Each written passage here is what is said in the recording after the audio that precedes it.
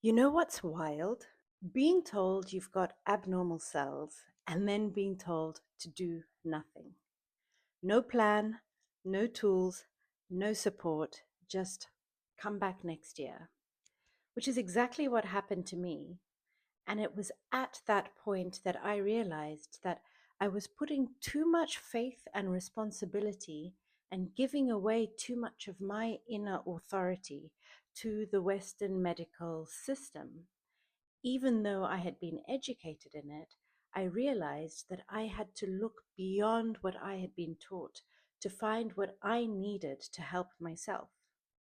Because waiting another year for things to get worse and to possibly need invasive treatment in the future was not acceptable to me. Because waiting for another year meant ignoring what was happening in my body. And even if I could ignore that, I couldn't ignore the anxiety that I felt. I couldn't ignore the worry and the what ifs that were coming up in my mind from time to time. And why was I trying to ignore them anyway?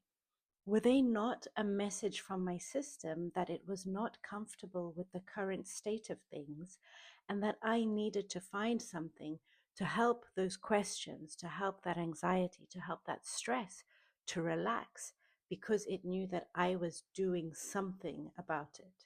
And that would mean that whatever happened in the future, whether I needed invasive treatment or surgery or worst case scenario, chemotherapy, so that I would have no regrets in the future. And I would know that I had done the very best that I could to avoid those downstream effects later on. Yeah, so it was that moment that I realized that being passive isn't peace. And actually, what it is powerlessness dressed up as a plan. And at that point, I was done waiting. I decided to build my own timeline, build my own protocol, help myself, and see what would happen.